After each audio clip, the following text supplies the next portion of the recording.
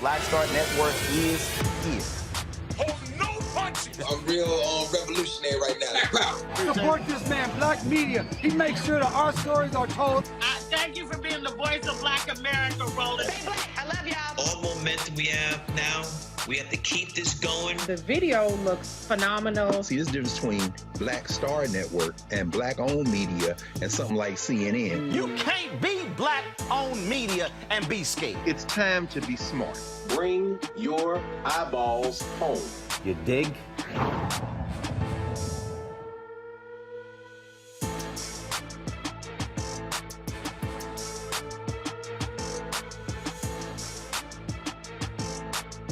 He's got it. Whatever the biz, he's on it. Whatever it is, he's got the scoop, the fact, the find. And when it breaks, he's right on time and it's rolling. Best believe he's knowing. Putting it down from sports to news to politics. With entertainment just for kicks, he's rolling. It's on go, roll, y'all. It's rolling Martin, rolling with rolling now.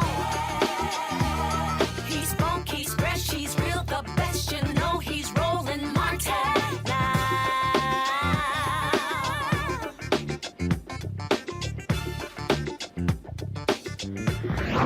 Martin.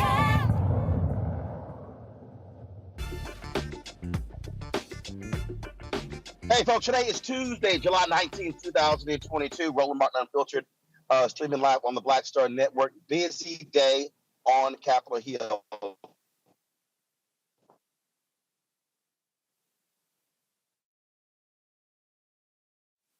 First of all, 17 members of Congress were arrested outside of the U.S. Capitol for protesting the issue of abortion. And so 17 members. Now, I'm confused. I thought protesting was allowed. But U.S. Capitol Police released their statement saying that they were obstructing, and that was a result.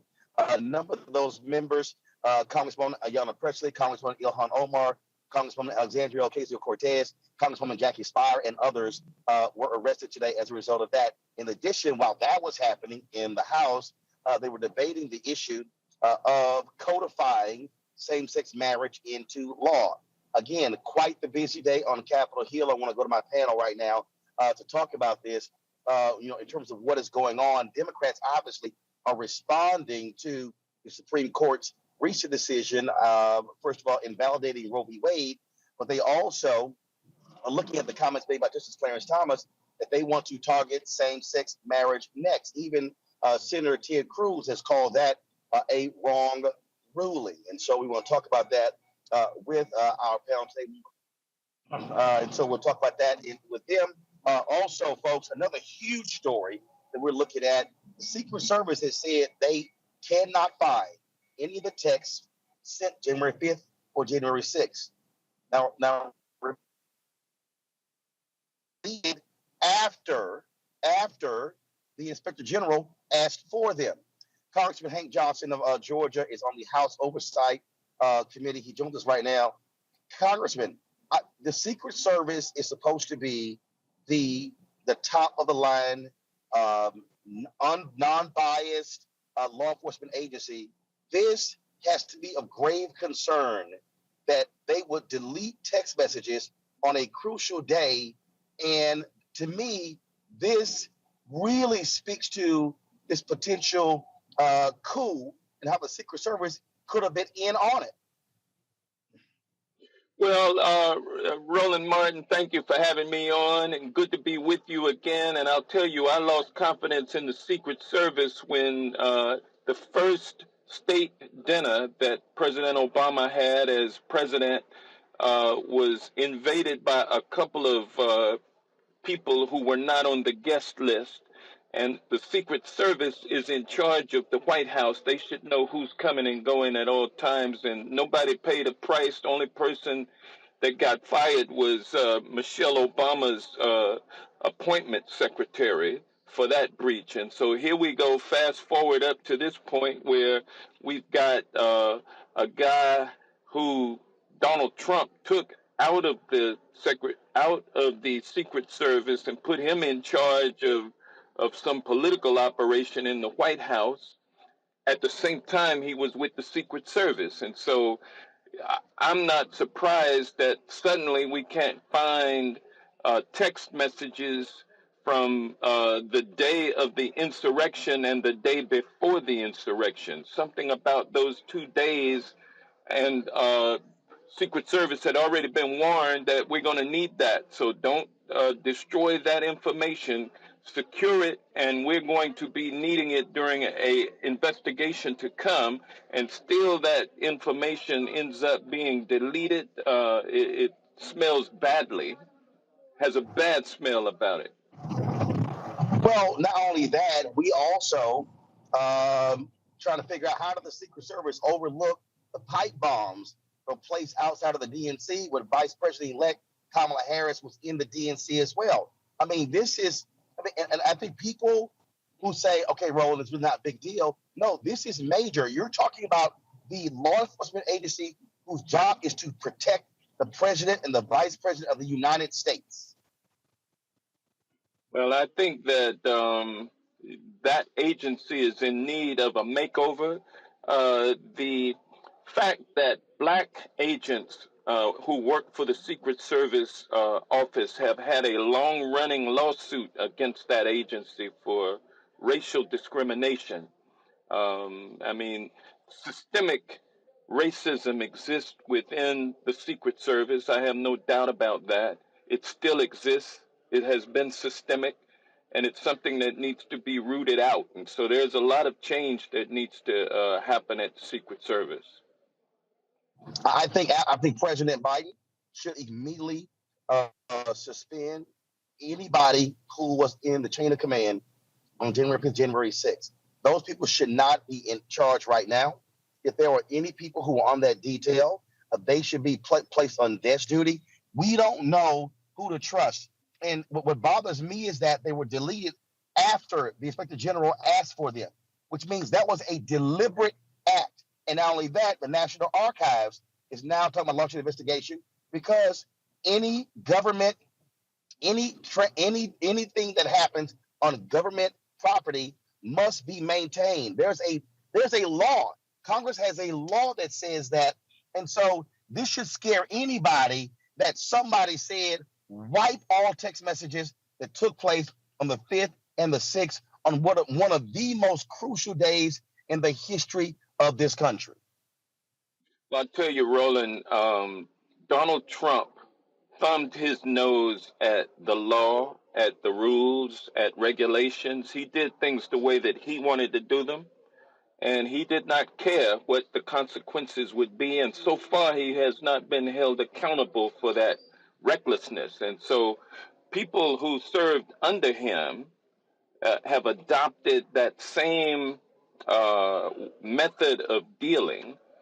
They feel like they can get away with murder and nothing will happen to them. People like Steve Bannon, who today is on trial for thumbing his nose at Congress, all the way up until last week when he decided, okay, I'll submit to an interview. Well, it's too late to do that now. And hopefully he will be held accountable in a court of law, just like so many others who ran with Trump and supported him in his efforts to obstruct our 2020 presidential election, in the attempts to install fake electors, to corrupt the electoral college system. I mean, everything that he did and those who supported him, they need to be held accountable for. Absolutely. Look, I know that you have to vote. I appreciate you taking some time to chat with us. Again, I really hope the House Oversight Committee has its own hearings specific to the breakdowns in the Secret Service. And so that absolutely needs to happen. And so we look forward to that. And we look forward to the January 6th committee hearing taking place on Thursday. Well, I tell you, Roland, that's why it's so important that even though people may be a little disappointed that we haven't passed the John Lewis Voting Rights Act or the Voting Rights Advancement Act or the George Floyd Justice and Policing Act. We've done a lot with the infrastructure bill, Infrastructure and Investment in Jobs Act, and with the American Rescue Plan that saved this country from the depths of recession. We have done so many things that if Republicans had been in charge, it would not have happened. And so it's important now that people realize that Democrats, although we haven't been able to advance the ball as far as we would like because we've dealt with two Democrats in the Senate who have obstructed us, we need to elect more Democrats in the Senate, and we need to retain our majority in the House of Representatives. So it's very important that people get out in November and vote for Democrats. And so when we do that, we'll be able to continue our efforts to get to the bottom of all of the corruption that almost deprived us of our democracy and our very liberties. Those are some things that are so very important that we need to not go and pout because we didn't get everything we want. We got to come back to the polls, do it again, do it bigger this time. And when we come back, we got 2 more years in this administration to do the things we need in order to make things work for the people of this country. Indeed, Congressman Hank Johnson, we sure appreciate it. Thanks a lot. Thank you.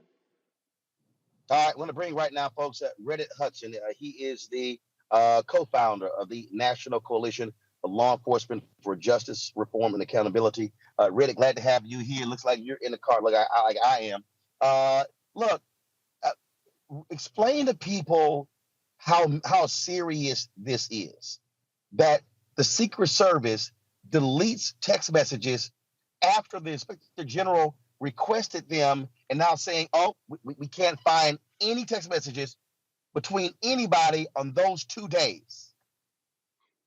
It couldn't be more serious, Roland, because we have to connect the dots, right? It's not just the Secret Service. You have Congress people actively aiding and abetting ongoing crimes. You have a former president who's committed a trove of crimes, first listed in the Mueller report, but never being held accountable for it. As the congressman previously said, he was spot on in his assessments. And when you see that this coup attempt is continuing to unfold, that was just a part of it, man. What we saw on January 6th was a step in the process. You have Republican legislatures all over the country securing elections in advance of voting. We are going to decide whose votes count. We're going to decide who votes or not. When you connect those dots, and to the congressman's point, see the impunity with which these people are operating, man. The Secret Service could give a damn about a directive from anybody not to erase that evidence. We're going to erase it, and what are you going to do about it? Same thing with Donald Trump. I'm going to incite this violence. What are you going to do about it? Now, what we've seen, and this is why it really is important to pay attention to that, what we've seen is a mediocre response at best from that hall of power that we would expect to respond to these kinds of things, the Department of Justice. And I hear the apologists for Merrick Garland saying, be patient. He's playing chess, not checkers. No, man. The statute of limitations is going to run out on many of the important investigations that are already underway, and the information that the Secret Service had here could be critical to that. And what could happen potentially, because of the lack of enthusiasm that the congressman tried to address in the previous segment, is that Republicans could regain a majority and all these investigations go away. You know, go away, man. Everything is at stake right now, man. The entire democratic experiment, such as it is on the line if nobody can get to the bottom of this quickly. Remember, we've had testimony where the Secret Service agent who then Donald Trump makes a deputy chief of staff wanted the Secret Service to take Vice President Mike Pence to another location, and it was Pence was like, I am not getting in that car. See, I mean, people need to understand, we're talking about the Secret Service potentially, and it says a huge red flag. What has happened here? You may have had agents who were directly involved in this coup d'etat, this attempted coup. Right. And Roland, here, what people I don't think a lot of people don't grasp is the scope and scale of the compromised nature of all of our governing apparatus and everything else, up to and including the Supreme Court, who also appears to be operating as agents of the far-right radical folks who want to take us back 150 years, damn near to slavery by law. And we have to see those people who are in position to hold folks accountable criminally do so. I want Merrick Garland specifically to step on the gas, man. Listen, he just put that memo out reiterating a policy that William Barr, of all the damn people, William Barr, who aided and abetted all kinds of crime until his recent testimony acknowledging the fact that reality exists, and Donald Trump knew that, there was no fraud in the election. He was just trying to steal it. But to put out a memo that says, hey, now we're getting close to the elections. Well, of course we're close to the elections because you've allowed your investigations to run that long. And be careful. Let's not appear to be partisan. Let's not appear to be, on one side or the other, is ultimately going to allow, inevitably, for those who are responsible for committing crimes openly to escape accountability and continue committing crimes to the point where we may not recognize this place in 4 years.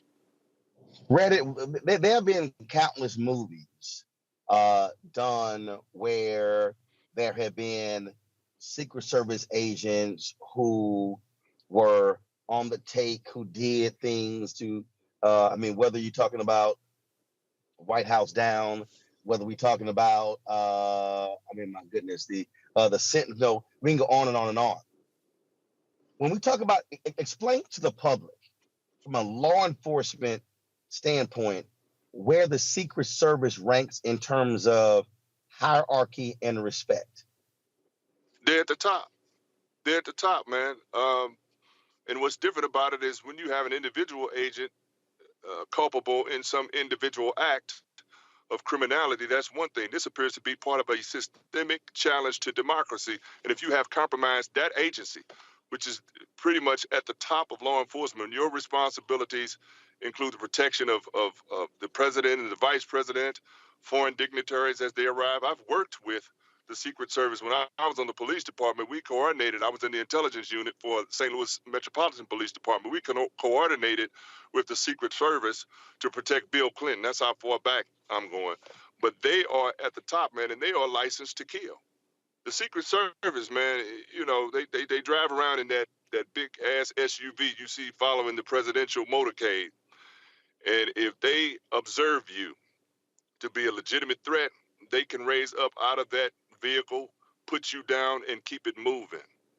It's at the top, man. So to see someone appointed to the staff of Donald Trump and accept the position, accept the position, which by definition is a partisan, I'm on this team position, as a law enforcement agency that historically has been characterized as a neutral actor, is more than alarming, man. It requires a response. And then goes back to the Secret Service.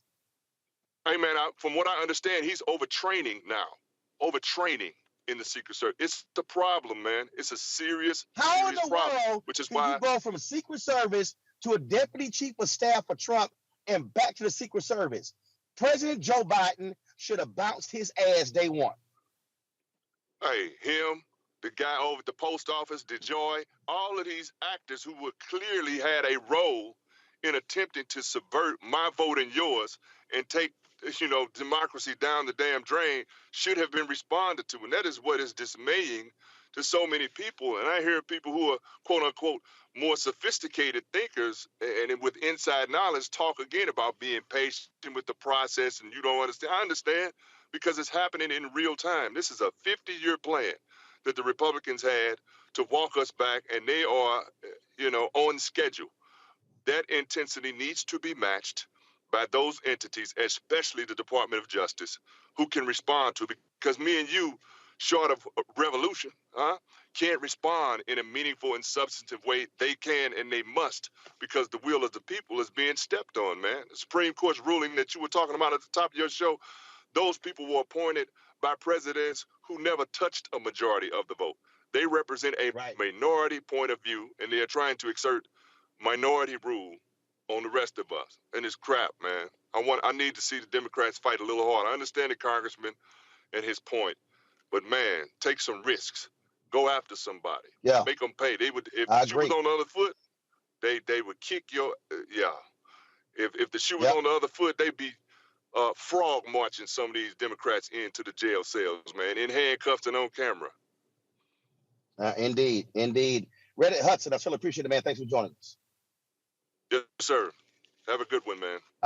Yes, sir. I want to bring in my panel now to Dr. Mustafa Santiago Ali, former senior advisor for environmental justice, EPA, Dr. Avis Jones DeWeaver, political analyst, leadership strategist, Dr. Larry J. Walker, assistant professor, University of Central Florida. Mustafa, you've worked in the federal government. I don't, and again, I know there's somebody watching who's saying, all right, Ro, it's a lot of stuff that's happening in Black America. This really ain't enough. This really ain't today's lead story. I don't think folk understand when we're talking about this attempted coup, to now find out that the Secret Service purposely deleted all text messages from those 2 crucial days where we could have discovered what agents were saying to each other, what agents were saying to members of Congress, what agents were saying to Trump and others, and now they're gone. This was a deliberate attack. This would be obstruction of justice anywhere else. Without a doubt. It's interesting. So let's go with the law. There's something called the Federal Records Accountability Act, or the Federal Records Act, which spells out for folks, both email and text messages, the things that you are not allowed to delete because they are part of federal records and public records. So we also know that when we're dealing with the level of individuals that we currently are, that there are triple redundancy programs that are put in place to make sure that those folks who are in power can actually take a look at what people are sharing. Agents, whether you work for the FBI or the CIA or NSA or a number of other places, there are these redundancy programs that are in place to make sure that information does not disappear. Because you could have a rogue agent, you could have all these different types of things that are going on. So folks need to be able to know at the click of a keyboard what folks are saying and what they're doing. When folks say that emails have completely disappeared, it takes a lot of work to make sure that that actually happens. And I'll let those who work deeper into the security space actually unpack that for folks. But trust me, it takes a lot of work to make those things disappear. Now, why does this matter to everyday folks? Because this literally goes to the highest levels of our government, of the things that folks are willing to do to, one, protect Donald Trump, and then 2, to just, to dismantle democracy, which plays out in all kinds of ways in our own personal lives. So folks should really pay attention to what's going on. This is literally, when people watch the TV show The House of Cards or Scandal, it is both of those things all wrapped up into one, with the amount of really shady stuff that is going on that could have ripples for, years to come. I mean, I literally, Avis, I literally cannot underestimate how major this is. Because if you're deleting after you get the request, that means you're deliberately hiding something. Mm-hmm. And so now we don't know who the Trumpers are. We don't know if they're still there. We don't know if there's a man or a woman who is standing right next to President Joe Biden, or standing right next to Vice President Kamala Harris, who wanted to see Donald Trump stay in there. That means that we now have to question every Secret Service agent who's on the detail, every single supervisor, because what actions do they take? People don't understand. The simple overlooking of a doorway could lead to someone coming in to harm the VP or the president. That's how major this is. The Secret Service, these individuals, the families, the first lady, the second gentleman, members of the cabinet members, They literally entrust their lives to the Secret Service agents assigned to them. This should scare the hell out of anybody in the Biden administration that there are Trump agents who are still in the Secret Service right now. Well, that is absolutely the case. There are clearly Trump loyalists that are still there. That's why this breach occurred. As was mentioned, this is not something that just somebody said, "Oops, I hit a button and they're all gone." I mean, it took effort for this to occur. And you rightly brought up the fact that on the day of this event, even the vice president indicated that he did not trust the Secret Service. Trust and believe he knows more about who's in there, what their alliances are, than the rest of us do in the general public. And given the fact that this just happened, to me, it's not a question of if there are Trump loyalists in there. It's about rooting them out, because they provide and they can have, they can represent a huge threat to, as you mentioned, the president, the vice president, their families, but even beyond that, this very nation, because what they are looking to do right now with this action, as was mentioned, it is tantamount to obstruction of justice. What else are they hiding? Should we believe that, they are going to ever be completely transparent with all that they know? And if there are moles that are still in the Secret Service, as you mentioned, where else are they throughout the government? We've talked about for years that there's been research that shows that there, for example, are white supremacists and police departments all across the country. Why wouldn't we think that there are Trump loyalists and white supremacists and all sorts of extreme ideologies infused in every institution in this nation, including the Secret Service? And to me, this is hard proof of that fact. Heads need to roll. And Mustafa, it also jumps out, the Republicans not voting to deal with or look into the neo-Nazis who are in the United States military. What does that say? What does that say in terms of the kind of people in leadership who don't want to root out neo-Nazis? You've got these Trumpers in the Secret Service. I mean, we're talking about this is a national security threat.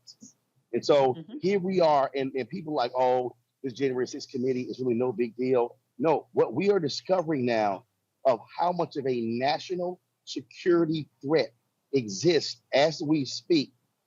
Right now, the lives of the people who work for the administration, but more importantly, democracy itself. These people want to be in power, and they will do whatever they can to stay in power. Republicans know that there are domestic terrorists, that there are these white nationalists that have infiltrated to the highest levels of our government. And since they know that, and since they refuse to move forward, then that means that they must be supportive of those types of beliefs and sets of actions. This is just one more reason why we have to vote in amazing numbers in November and then in 2024, because if we don't root this out, it will continue to metastasize.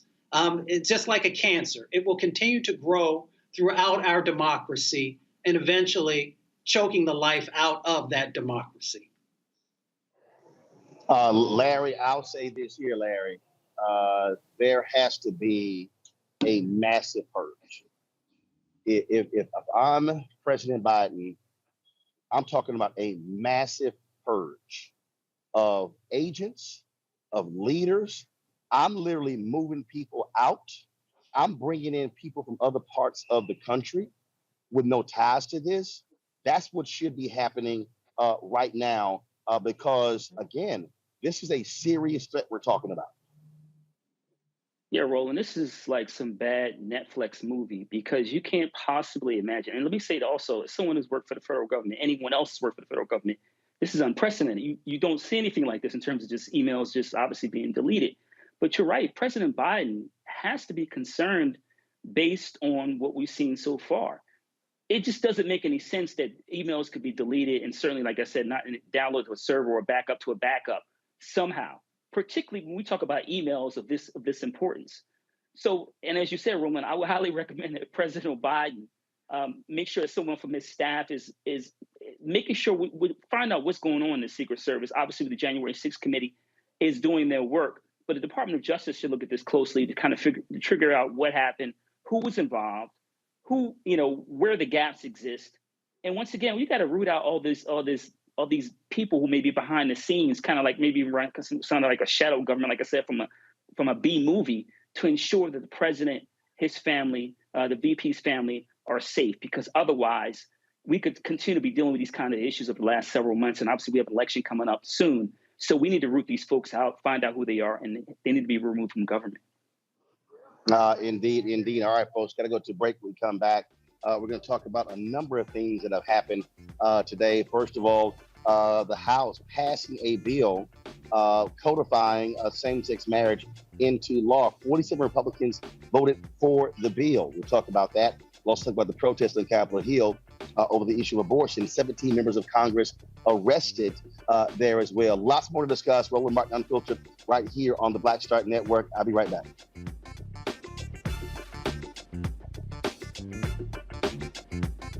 I'm Deborah Owens, America's Wealth Coach, and on the next Get Wealthy, have you heard that it's not how much you earn, but how much you keep that matters?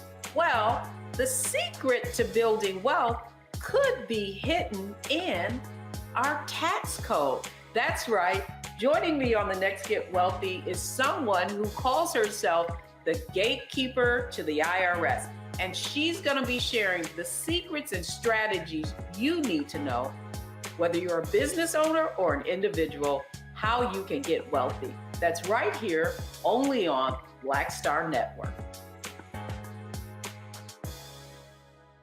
Sexy to me is the exact same feeling as running water, ever flowing. Water always finds a way to get through.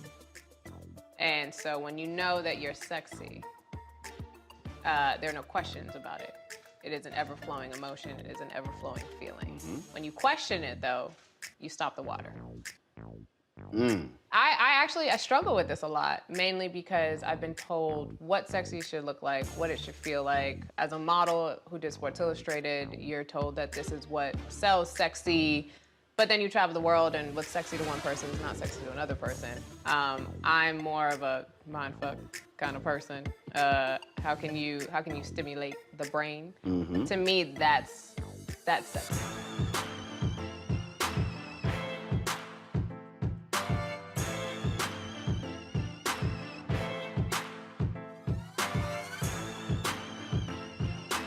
Next on the Black Table with me, Greg Carr, we connect the dots and reveal a big picture you absolutely need to see. We'll explore how all the recent Supreme Court decisions fit together, like hand in glove, with the long-standing and very patient agenda of the GOP. As one of our guests tells us, conservatives are playing chess, while the rest of us are playing checkers. And we're getting really close to checkmate. A Black Table you won't want to miss. That's next, only on the Black Star Network. Folks, Black Star Network is here.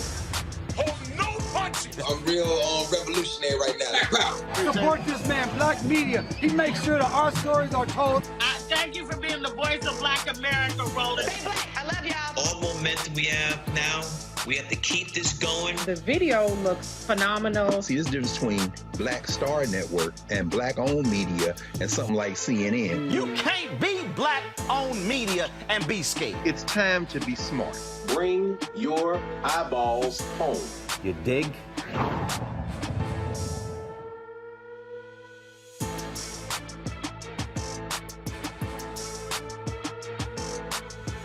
Hi, I'm Dr. Jackie Hood Martin, and I have a question for you. Ever feel as if your life is teetering and the weight and pressure of the world is consistently on your shoulders? Well, let me tell you, living a balanced life isn't easy. Join me each Tuesday on Black Star Network for A Balanced Life with Dr. Jackie.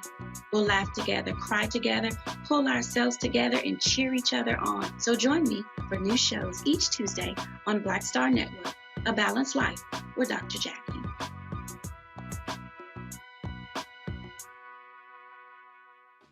My name is Charlie Wilson. Hi, I'm Sally Richardson Whitfield. And I'm Dodger Whitfield. Hey everybody, this is your man Fred Hammond, and you're watching Roland Martin, my man, Unfiltered.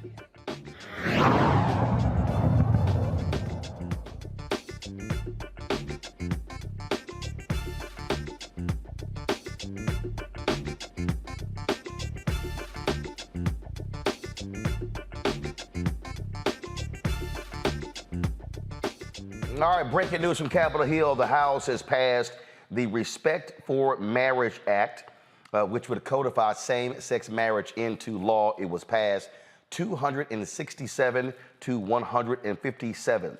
157 Republicans voted against this particular bill.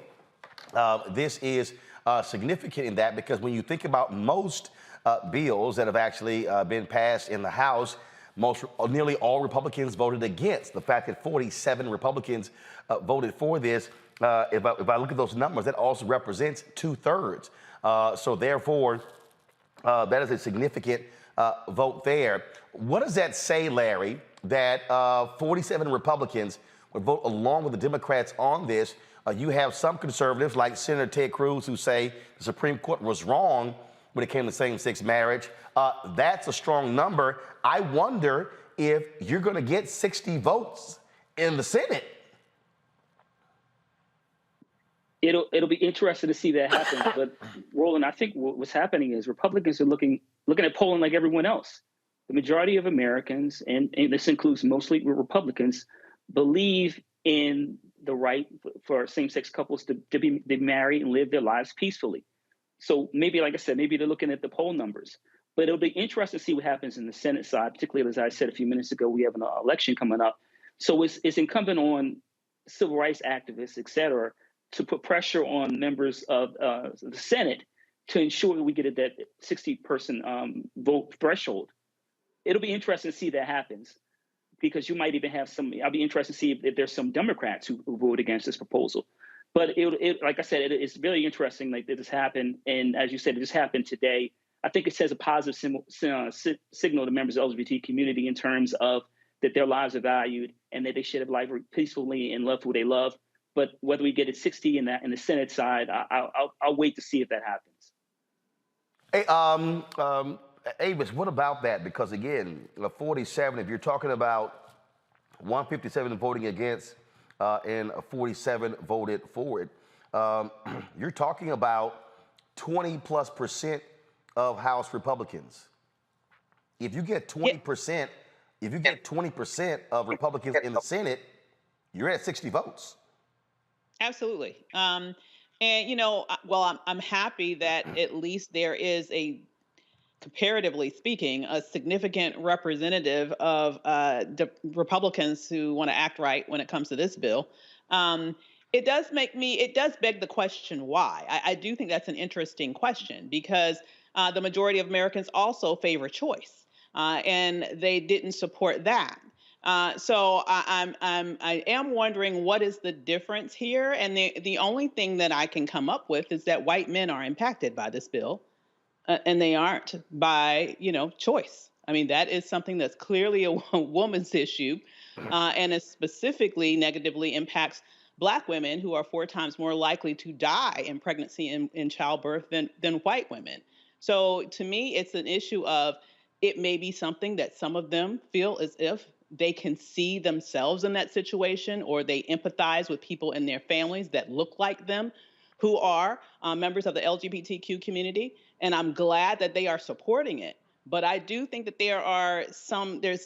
we need to unpack why. I think it's a similar reason why Clarence Thomas, for example, put that under scrutiny in his confirming opinion with the overturning of Roe, but did not put on the table any sort of challenge to interracial marriage, because guess what? He's in an interracial marriage. Mustafa. The LGBTQIA family has a very strong lobbying presence. They vote, and they also hold people accountable.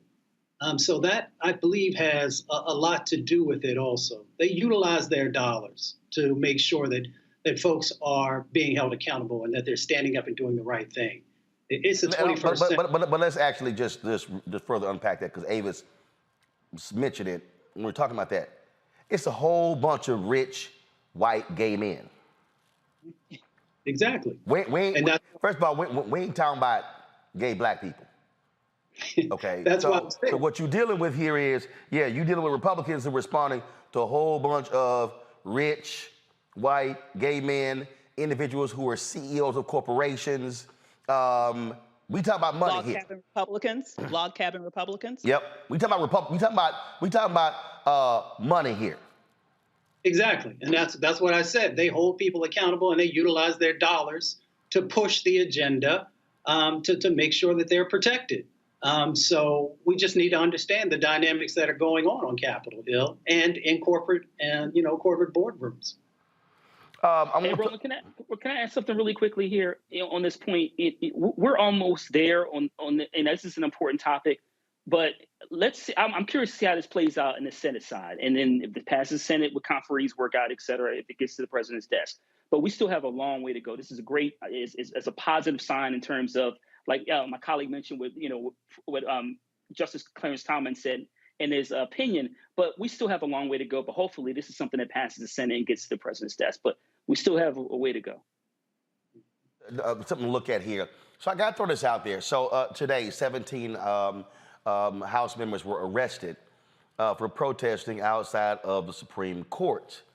But I'm curious. There were a lot of protests, and I get it. I get it. Today's protest was about abortion, the Supreme Court decision. And you see the video here. Come on, y'all, show it. Come on. The people getting arrested. Members of Congress, Congresswoman Alexandria Ocasio-Cortez. She was one. There were others. I saw some posts. Ayanna Pressley was out there as well. But one of the things that Congresswoman Ilhan Omar, as I said, Congresswoman Jackie Speier, who I think I saw a tweet where she said she had never been arrested before, but she invoked Congressman John Lewis with good trouble. But I got to go back to this, Avis.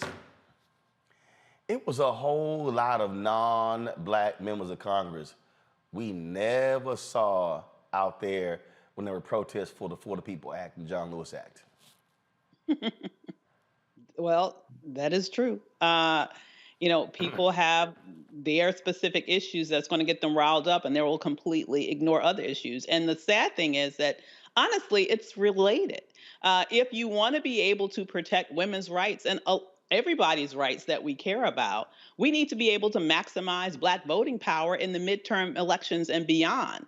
And so people want to pull back and act like pushing through and making sure that we had voting rights protections is something that's something that's quote unquote just a Black thing. The reality is it's a thing that impacts our ability to protect democracy, period. Because when the Black vote is compromised, so is the ability of the Democratic Party to win. And right now, we do not have two parties. We have one party that is a party that's trying to govern, that's actually trying to pass policy, maybe not in the most beautiful way possible, but they are trying to act in a way that the system is supposed to work. And you have another amalgamation of people who basically want to turn our democracy into an autocratic system. This is not a comparison of two equal things, okay? And if we want to be able to have a democracy moving forward, particularly at a time when people of color are growing in numbers, because that's what really this is all about, as we've once again talked about for years on this show. The minute that white people are seeing that they are losing their majority, and as a backlash to actually having a Black president, people have lost their damn minds, and this is the result. The other side, those who are on the left, need to wake up and understand that there is a special connection between Black people being able to vote, being able to maximize our voting power and not have that infringed upon, and they having whatever their little pet project supported, because it's our vote that's going to make sure it happens. But here's the thing, Larry. The For the People Act and the John Lewis Act, that wasn't about just Black people. And that was the point that I kept saying. White progressives, where y'all at? White members of Congress, Where y'all at? And so the problem that I had, I saw mostly black people having these protests and getting arrested. Now, the Poor People's Campaign, they had a multiracial coalition of people who were out there, but my whole deal was, don't y'all understand that if you look at the For the People Act and the John Lewis Act, those things were directly related to ensuring that you do not have the kind of gerrymandering that's going on across the country, guaranteeing access to the ballot, not just for black folks, but for young voters, for Latinos, for Asians, I mean, we can go on and on and on. And that was the thing that was bothering me, that when it came to voting, oh, that's y'all black thing. Oh, the issue of abortion, oh, well, that's all of us. Yo, that and that are tied together. It's all connected, Roland. So I want to go back to something you say all the time. We tried to tell you. So listen, you're right. You know, folks, when we had even a conversation, which were fighting for voting rights to make sure we have comprehensive election reform, there were a lot of people that racialized this conversation. And, you know, it's an issue for black folks. But the bottom line is this democracy is about everyone, regardless of the racial, ethnic background, your religious affiliation. This issue is about everyone, all Americans. It's about maintaining democracy. And so that urgency that we're seeing now should have been taking place months ago, and we wouldn't be in this place. But unfortunately, here we are. But you're right, Roland. And listen, this is not new for white progressives. This has been going on for decades, unfortunately, when there are issues that they perceive or dealing with, or issues that black folks have to deal with. Far too often, they've taken a step back. And then when they're criticized, then they step forward a little bit more inch by inch and then try to talk about it, have press conferences, et cetera, and what you see recently here. But the bottom line is we needed this sense of urgency, like I said, months ago. And and a lot of these progressives have waited too long. And now, like I said, when there are issues that they feel like are impacting them, now they want to get involved. But we need this, like I said, this sense of urgency consistently, because the Republican Party is likely to take back the House at a minimum in November.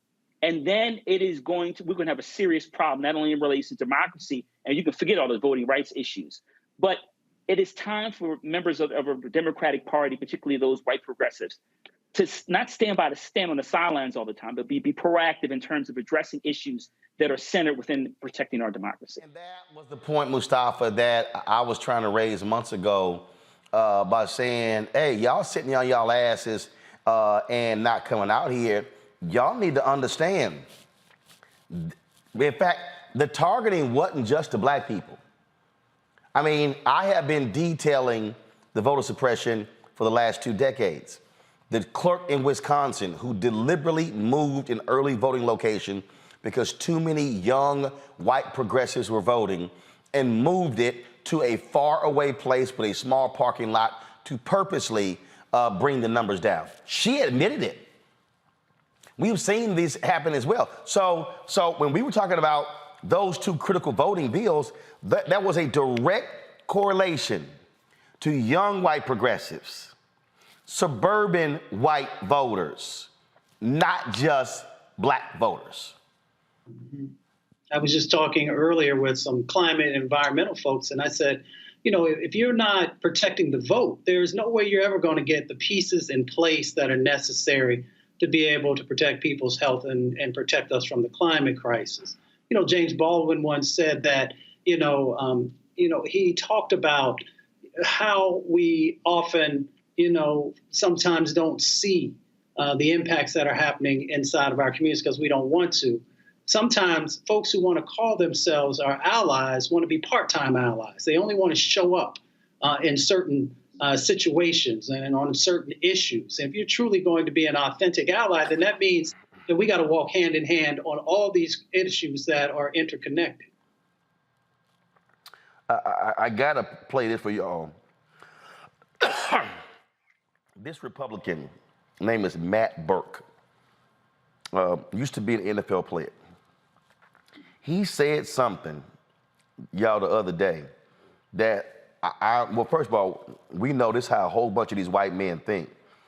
But I want y'all to listen to what this fool had to say about the issue of abortion. Incredulous, he wants to be the lieutenant governor of Minnesota. Check it out. But obviously, it's not over. Our culture loudly, but also stealthily promotes abortion. You know, telling women they should look a certain way, they should have careers, all these things. It's real now. An abortion, again, rape is obviously a horrible thing, but an abortion is not gonna heal the wounds of that. And the two wrongs is not gonna make it right. One of the arguments that I've probably saw 20 times online today was about rape, and obviously, they always want to go to the rape card, right? Which is, I say, great. If you want to agree on the other 99.8% of pregnancies, if we're right there, then let's talk about the 0.2%. But rape is obviously a horrible thing. Shortly after we'd won the Super Bowl, did I mention I won the Super Bowl? I'm not proud of it or anything. Is that they said, well, abortion's legal, and it was kind of an easy out for a lot of people that didn't really want to engage. Well, it's legal, just.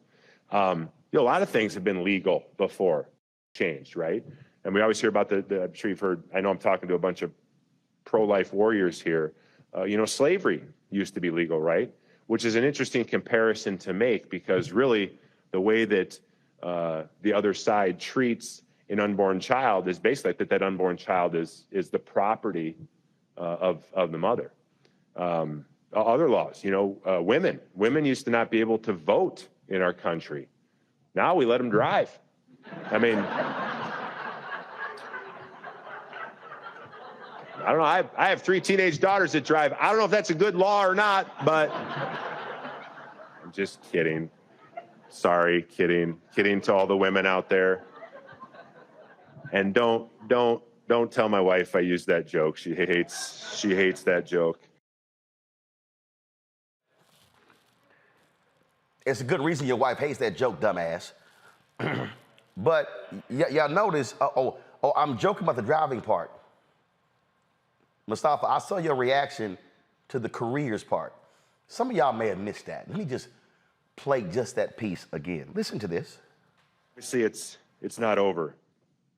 Our culture loudly, but also stealthily promotes abortion. Telling women they should look a certain way, they should have careers, all these things.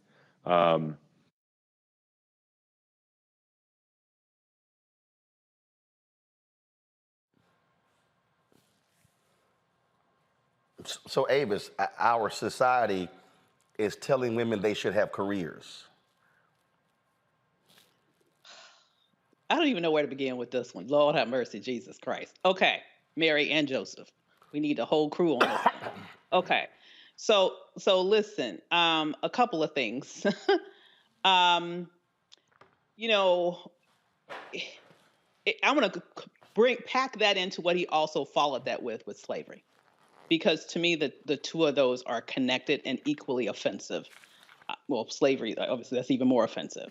But here is what I would say about that. First of all, Black women didn't have a choice about working. Let's just put that out there, okay? We didn't need a woman's movement to be infused into America's labor market. We were America's labor market from the beginning. So that it's offensive on so many levels. That's one of them. The erasure of us and our history and how we've always been here.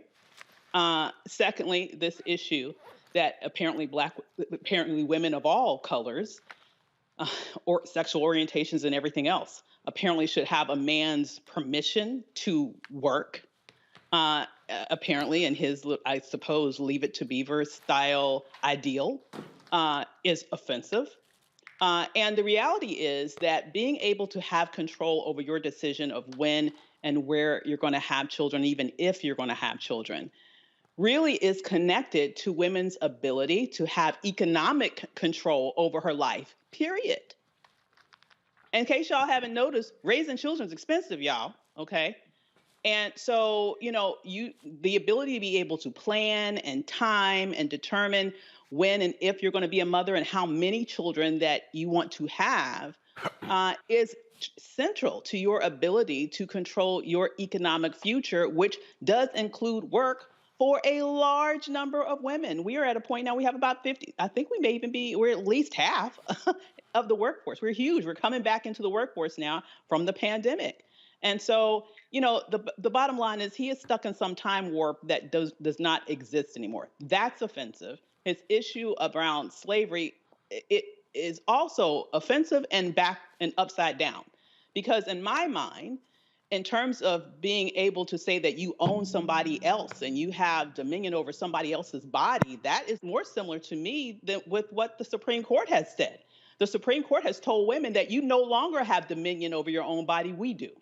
The Supreme Court has said that you can no longer decide whether or not you want to be able to save your own life in case you have an ectopic pregnancy or in case you get raped, which apparently he thinks is not such a bad thing, okay, no matter what he says.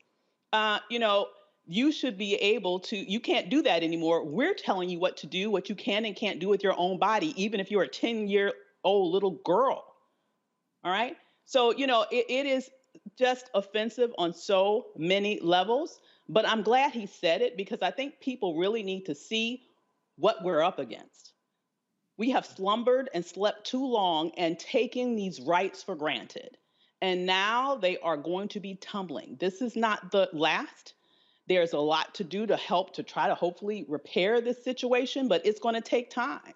And the bottom line is, and the sad thing is, in the interim, I guarantee you, women and girls will die because of the ignorance of people like that.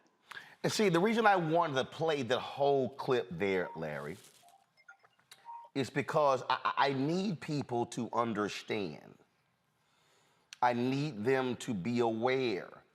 And I would hope this man's wife and his daughters cuss his punk ass out when he get home. I hope they would say, what the hell do you mean we get to have careers? You damn right. This is the 50th anniversary of Title IX. And part of the problem with Title IX conversations is that they're always about sports.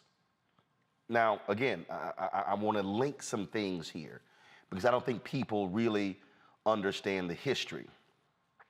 Avis, when was the Roe v. Wade decision? Oh my goodness. Well, it's about 50 years ago. Right, but it was, yeah. Okay, what, 73? Yeah, something like that. Okay. Title IX was the year before. Mm-hmm. Now, everybody who's watching, I just need y'all to understand, I need y'all to understand something.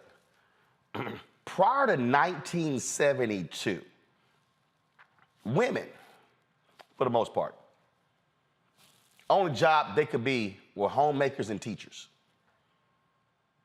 That pretty much was it. All right, secretaries, but I'm talking about, and what people don't understand about Title IX prohibited discrimination in education. So what Title IX did, Title IX opened the professional schools to women. I need y'all to stay with me, those of you who are watching and listening. That means women all of a sudden started becoming lawyers, doctors, dentists, engineers, professors, architects, all of those professional schools. Roe v. Wade comes in 73. So what this guy is really saying, damn, y'all asses start having careers and y'all start leaving the house and now y'all don't want to have children. Now y'all get to make choices. We as white men, we were deciding for y'all what you could do. That's really what he's saying.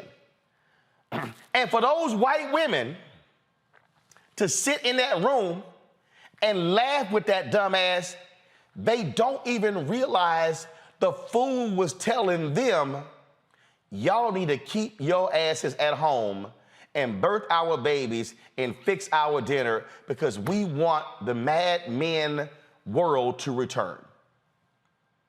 That's what these folks are saying, Larry. Yeah, so Congressman, I remember the congressman when he played in the NFL and he missed a bunch of blocks with this statement. You know, the thing about this comments he made, Roland, is that politicians use this trick.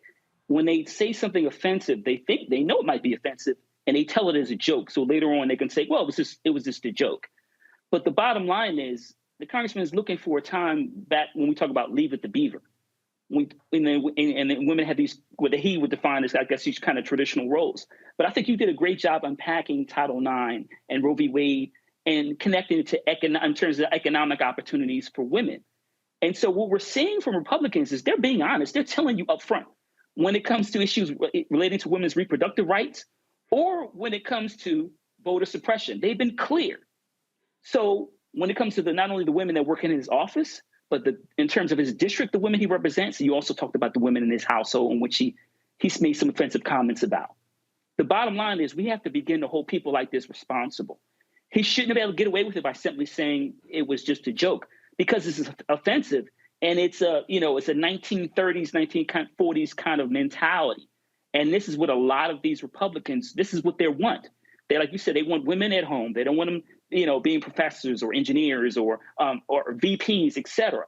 And we can't allow this to happen. And so voters in his district and voters nationally need to hold Republicans to have this kind of mindset, hold them responsible. If they're trying to turn back the clock and when it comes to women's reproductive rights and their ability to deal with various issues, obviously sexism in the workplace, et cetera, it's time to vote those folks out. So I need people in his district who need, if they're Black folks who are watching with other folks in his district to make sure that they're taking a stand and he doesn't get another two-year term. And Mustafa, remember, if they desire the Ozzie and Harriet days, and if they desire the Leave It to Beaver days, what were those days like for Black people? Yeah, it definitely wasn't productive times, wasn't safe times. It wasn't a time when our voice was heard. When folks say, when someone shows you who they are, believe them. I don't know what more folks need. I know I had a visceral reaction to that because when he started talking about rape and began to minimize rape, I've had folks. All right. Yeah, rape is bad, but, if you have an abortion, man, that's not going to make the pain go away. Wow. Rape is about violence. Rape is about trauma. Rape is about power. And that reminds you also of many of these actions that we have seen to date from the Republican Party. You just have to unpack the decisions that have been made on the federal level from the Supreme Court, decisions that have been made in these state houses across our nation, where folks continue to extract life and hope and possibility from everyone, but in particular from our most vulnerable. So we need to be very clear about this, that these folks are not playing. They are very serious about their agenda. They are willing to do anything to get the agenda to move forward. And once they have it, you will find yourself sliding backwards in time where your rights are gone, where your ability to be able to make money will be limited because they will give opportunities to the folks who have traditionally been a part of the old boy network. So we need to wake up. We need to get engaged further. And we need to make sure that we are pushing and holding people accountable. And one of the ways we do that is to make sure that those who have voted vote and those who have not yet seen a reason to vote now have one. Well, I keep trying to explain to people, y'all, what these folk trying to do, you really, really, really do not want to see. So don't play games come election day. I'm telling you right now. Because what these folks are doing, we don't want to see. And trust me, there are more folks like him and like those white women sitting in that room laughing and clapping right along with him. Got to go to a break, folks. When we come back, more Roland Martin Unfiltered. Be sure to download our Black Star Network app, folks. All platforms, Apple phone, Android phone, Apple TV, Android TV, Roku, Amazon Fire TV, Xbox One, Samsung Smart TV. And of course, Join our Bring the Funk fan club, where every dollar you give goes to support this show. See your check and money orders to P.O. Box 57196, Washington, D.C. 20037-0196. Cash App is $RM Unfiltered. PayPal is R Martin Unfiltered. Venmo is RM Unfiltered. Zelle is Roland@RolandSMartin.com. Roland@RolandMartinUnfiltered.com. We'll be right back. Hi, I'm Dr. Jackie Hood Martin, and I have a question for you. Ever feel as if your life is teetering and the weight and pressure of the world is consistently on your shoulders? Well, let me tell you, living a balanced life isn't easy. Join me each Tuesday on Black Star Network for A Balanced Life with Dr. Jackie. We'll laugh together, cry together, pull ourselves together, and cheer each other on. So join me for new shows each Tuesday on Black Star Network, A Balanced Life with Dr. Jackie.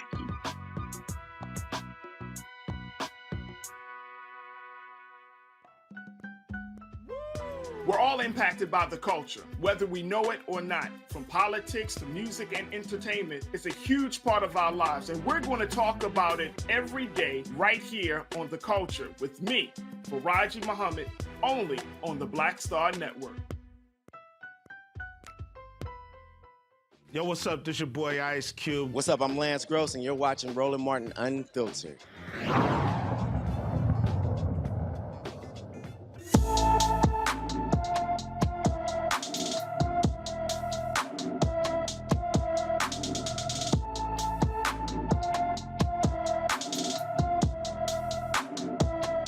Folks, a rather disturbing story out of Oxford, Mississippi. This young woman here, a student at Ole Miss, has been missing for more than 11 days. Jimmy J. Lee, folks, is 5 feet 7 inches tall. She weighs 120 pounds. Her hair is blonde. Her eyes are brown. She was last seen Friday, July 8th, near some campus apartments.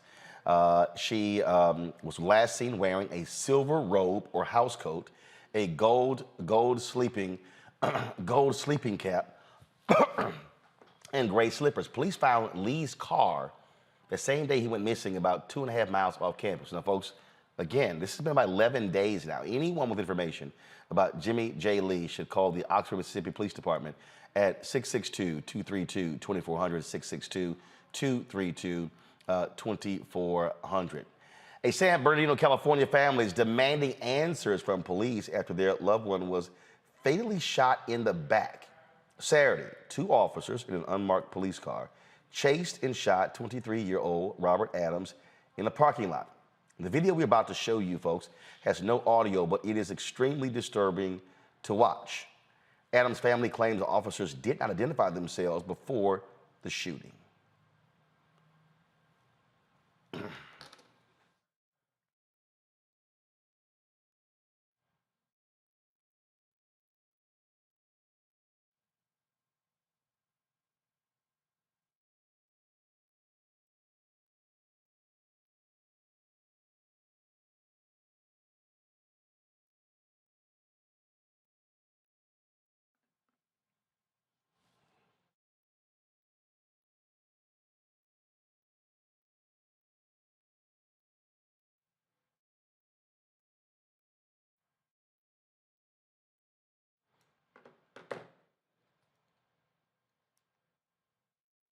Now, again, he was shot in the back. No explanation from police. This is the statement released by Chief Darren Goodman regarding the shooting. He said approximately on July 16th at approximately 8:05 p.m., 2 fully uniformed San Bernardino Specialized Investigations unit officers were conducting surveillance in an unmarked vehicle after receiving information that a black male armed with a gun was in the parking lot of an illegal online gambling business located in the 400 block of West Highland Street. Now, the family is disputing that he had a gun. This is another one of those examples, Mustafa, where the officers are saying one thing, but then something else happens. They say that there were two gentlemen there. This is the chief here. He said that one of the males later identified as 23-year-old Rob Marquise Adams, pulled a gun from his waistband and began walking. Excuse me. This is the video right here. I'm trying to figure out happened, because you see him right here. And so, is that a gun? Is that a gun? And you see the cops pull up, and they jump out, and he runs away. But it still goes to officers firing and shooting someone in the back. This is another example of shoot first and make excuses later. You know, they come up with these false narratives to be able to cover themselves. And then when the video comes out, then in many instances they double down, or sometimes they will then begin to actually share with the country what the truth is in relationship to what went down. Now, my vision is not 20/20 anymore. It's still close. But when I look at that video, I did not see a gun. And I also saw a young man who was actually running away. So I don't know how you justify shooting someone in the back. But here's here's what I'm just trying to understand. This is just me, Larry. You're there in Florida. How many of these states were moving to concealed carry, where you can have a concealed handgun and not have a permit? Now, again, if y'all roll a video, it looks like, okay, that at some point if you roll it back, it looks like at some point he did raise his waist. Somebody rolls up. you see the car roll up, unmarked. They're sort of just standing there. He lifts his shirt up. Looks like he shows someone something. Now it looks like he drew something. The way his arm was positioned. Now there's something on the side of him. But you still are sitting here going, okay, so they jump out, and then all of a sudden he takes off, and now he's in between the cars there. The chief's statement, Larry, says that there was a bullet that was still in the chamber and it was cocked. And they say now there's still an ongoing investigation. Roland, this is like rinse and repeat when black folks get shot when it comes to law enforcement. We hear the same narrative. First of all, the media has to, the mainstream media has to really scrutinize these press releases, because what we find out is, my colleague said, they state one thing, then we find out 30 days, a year, 2 years out that it wasn't the case. So, yeah, we got to wait to find out what happens with the investigation. But the bottom line is, this is another black person being shot in the back. This shouldn't be happening in a just society. When we talk, you hear Republicans talk about all the time about, they don't believe that, all the challenges that black folks talk about in terms of law enforcement is real. But this is another example. Now, whether he was having to carry a gun or not, whether he had the permit, et cetera, all that stuff will play out. But the bottom line is they shot him in the back. So even in the most black and white cowboy movies, you don't shoot a person in the back, but black folks see this. We see video like this consistently. So we got to do something about it. And this goes back to some of the policy issues we talk about on the show all the time, particularly police reform and the fact that it didn't happen. Because we have to begin to hold officers responsible for using black folks as target practice. It happens too frequently. We're not doing anything about it, and we're losing our sons and daughters for unnecessary reasons. Police officers seem to forget everything they're supposed to follow in the book when it comes to engaging black folks. And we unfortunately end up dead or injured, mortally injured. And as one, as a black man and as a father, I'm tired of seeing these videos, and I demand justice. And as usual, Avis, we have to see what's going to be the outcome of this investigation, but they typically end the way we normally see them. Yeah, I'm sure we will. And here's the thing, we are not too far removed from, horrible examples of gun violence in this country, where you have an entire, 400 policemen scared to go in, going to confront one teenager with a gun. But God forbid that maybe there's a black guy in America with a gun the same America that wants to talk all of this smack about how everybody should be able to have a gun. But in that moment, whether or not he has one, which is in dispute, as was mentioned here, he was clearly in retreat. It's not like he was pointing it at anyone. Are Black people not allowed to bear arms? That's my question. Are we allowed to have guns? Because if where is the NRA when Black people have guns? Where the fuck are they? Quiet. I'm sorry, it just annoys me. Quiet. Like, they are sitting here, want to justify everything, all of these mass shootings, and the only thing that'll stop a gun is a good guy with a gun. Maybe he saw a strange car drive up in his neighborhood, and maybe he did not feel safe. Does he not have the right? I don't know if he had a gun, but I'm just carrying out the logic that the police are putting out there.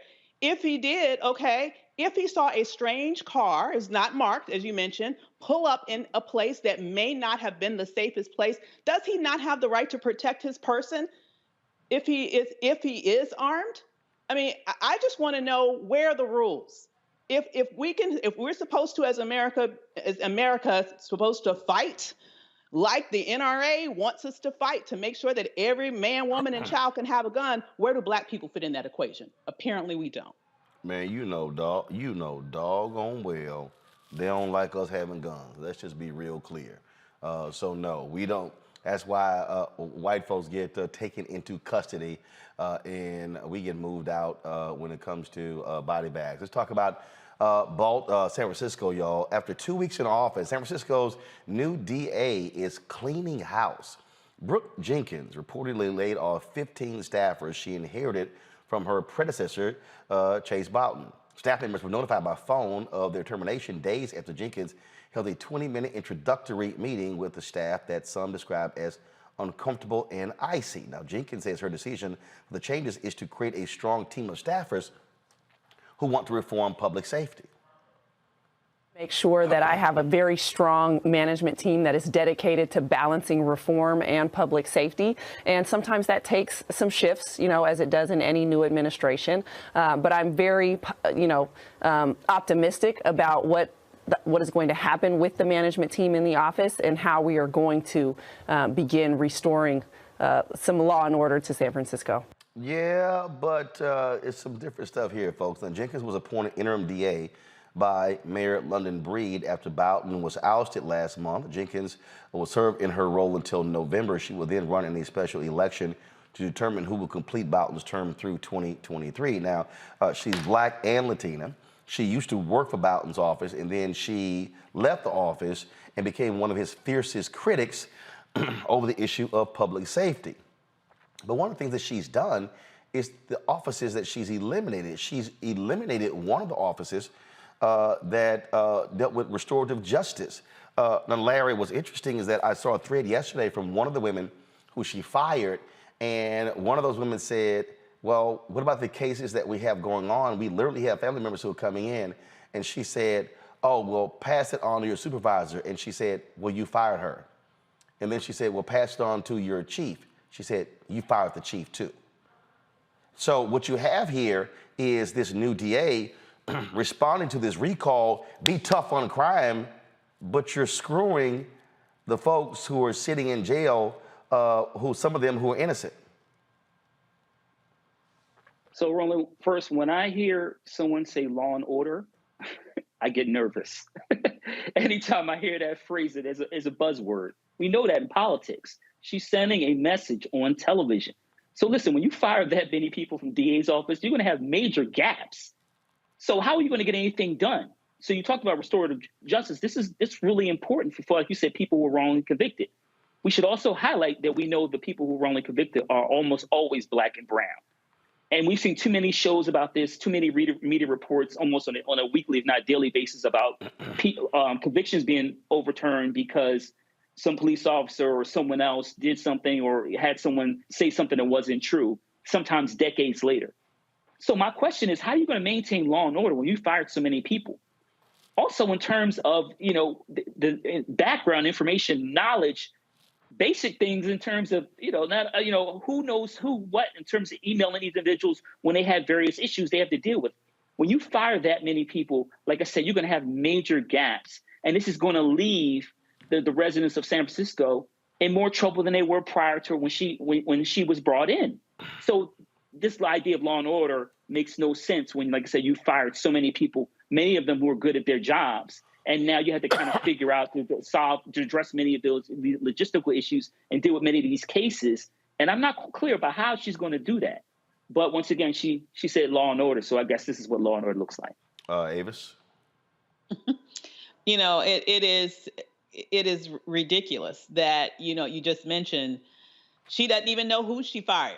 You know, if what you just mentioned is true, which I'm sure it is, it shows that basically this was, in my mind, it was a political stunt.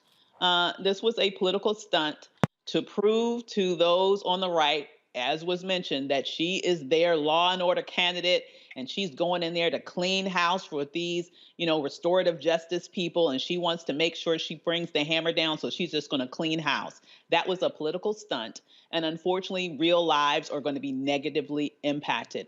And at the end of the day, as you mentioned, we know who are going to be the ones that are most likely to be paying the price, and they're people that look like you and me. Now, we've seen these things happen, Mustafa, from other DAs. These things have happened numerous times before.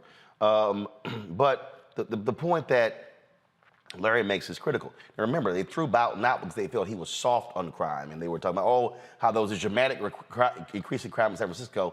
No, it was a mild increase in crime in San Francisco. But he became the fall guy. And so now what you have is you have this blowback against individuals who many consider to be progressive leaders. Yeah, I mean, we know this is politics. When you really unpack it, there's not much else it could possibly be. You've got, 3.5 months until the next election. Any smart leader would make sure that you keep folks in place until after the election so that you can make critical and substantive decisions about the individuals that you would want to have in those positions. We also know that it is incredibly difficult in this moment to find talented people. So for you to leave that type of a gap with all those other types of things that we know have to be a part of your decision-making process, it leads one to believe that this is politically driven instead of being driven by the needs of the folks there in San Francisco. Well, one of the things that we have heard already is Chase Boughton said he may very well run for re-election. So we'll see what happens there in San Francisco. All right, folks, got to go to break. We'll be back right here in Rolling Martin Unfiltered. YouTube, y'all hit the like button. Facebook, first of all, let me tell you about Facebook. Facebook, just so y'all understand, Facebook is clearly throttling our users. There are more than 1.3 million people who follow my Facebook page. Right now, if I pull up Facebook, y'all, you will see that, let's see here. I'm gonna see if I can pull it up for y'all, just so y'all understand.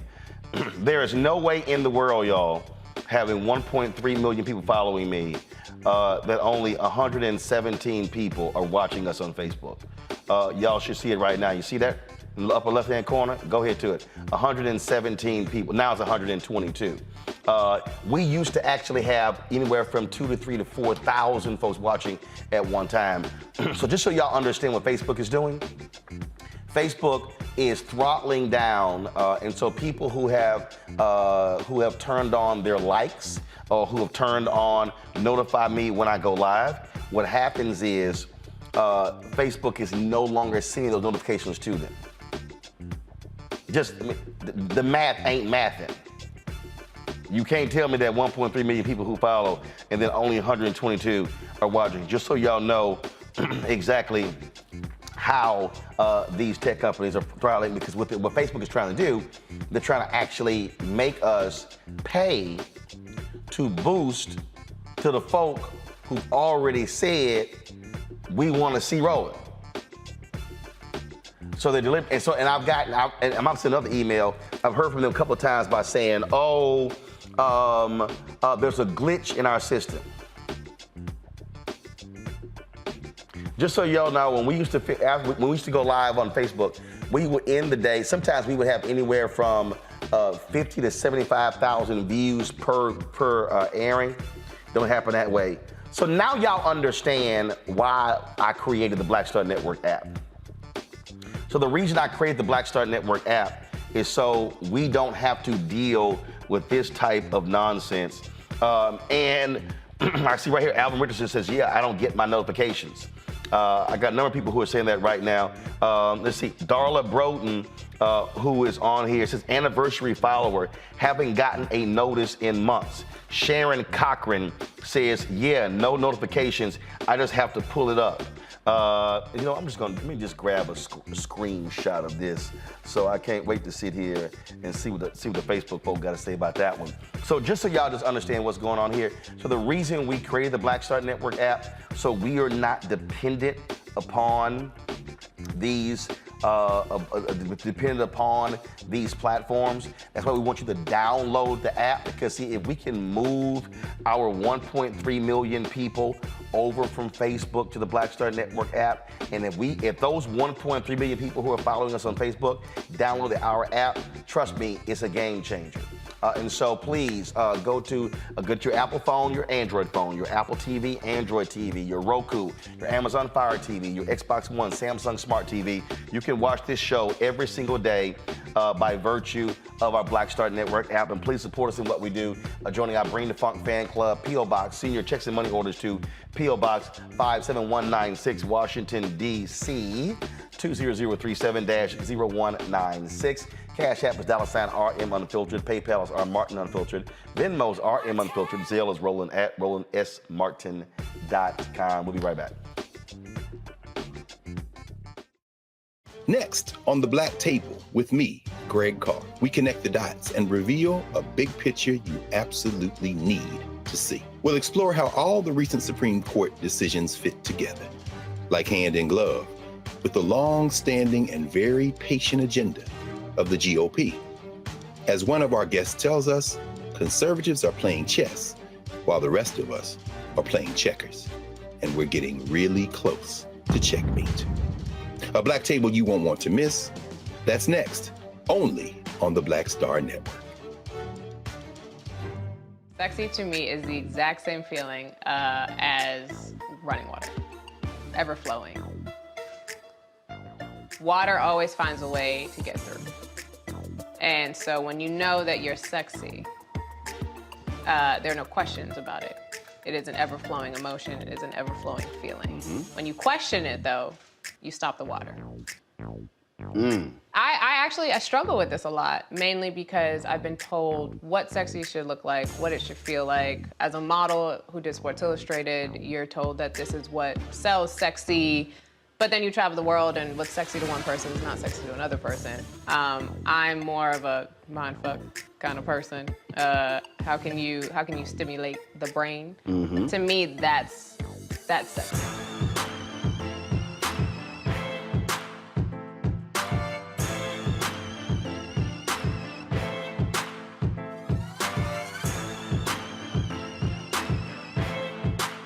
I'm Shantae Moore. Hi, I'm BB Winans. Hey, I'm Donnie Simpson. What's up? I'm Lance Gross, and you're watching Roland Martin Unfiltered.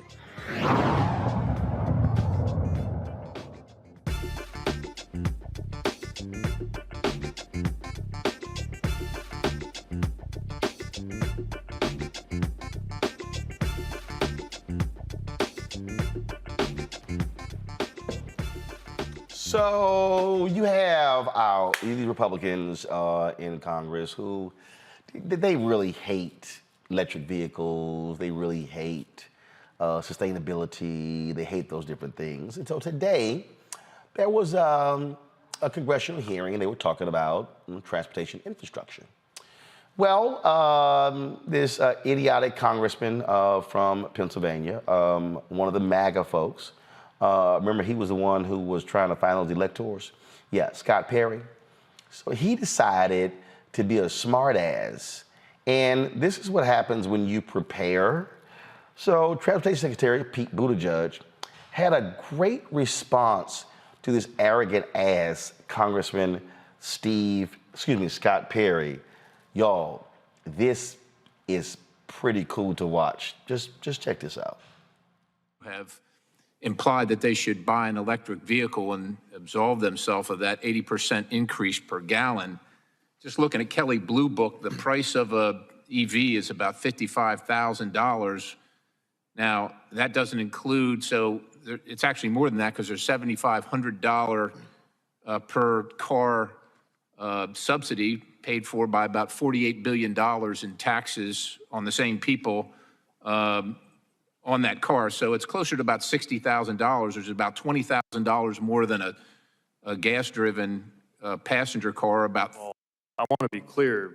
Nobody I know, certainly not me, thinks that all or even most Americans can easily afford electric vehicles. That said, I'm struck by this $55,000 number that keeps going around. I knew this might come up, so I just pulled a few of the latest prices. A Chevy Bolt, so an American-made 2022 EV is $26,595. If you want a pickup truck, like a Chevy Silverado EV or Ford F-150 Lightning, the starting prices of those are $39,900 and $39,974 respectively.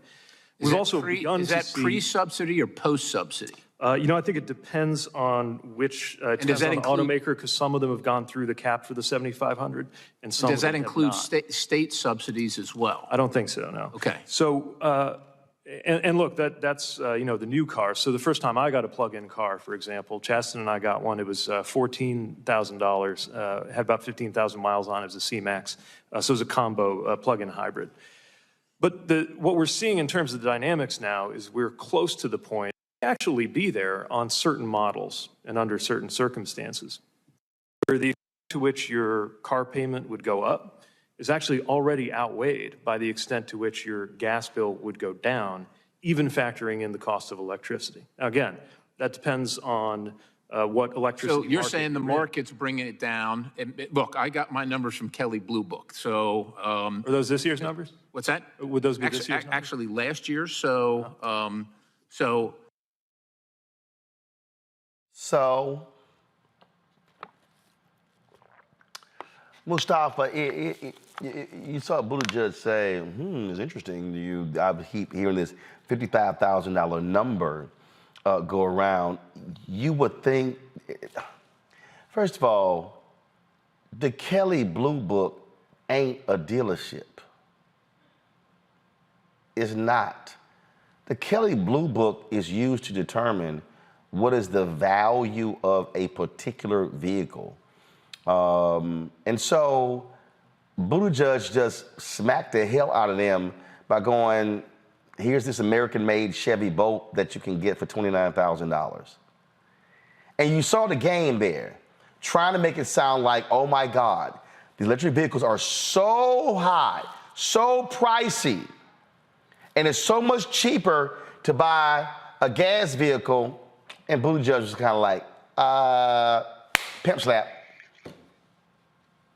These Republicans do not want to do anything about climate change. No. You know, it is interesting. You know, Secretary Buttigieg, he knows his stuff. I've had a chance to meet him a few times. And what they don't do, because I've testified on Capitol Hill before, you know, they try and create these got-yous, and they very rarely work for folks like who actually know their stuff. So what he didn't say is that, you know, the fossil fuel industry gets about $20 billion in subsidies every year in America. It's $5.9 trillion across our planet. And what he doesn't talk about also is the public health impacts, especially the Black and brown communities, when you utilize fossil fuel vehicles. And we know that we got 200,000 people are dying prematurely. Some of that is coming from what's coming out of those tailpipes. So there are all kinds of costs that they never want to talk about. And the reason they don't want to talk about it is because many of them are actually being subsidized by fossil fuels for their campaigns.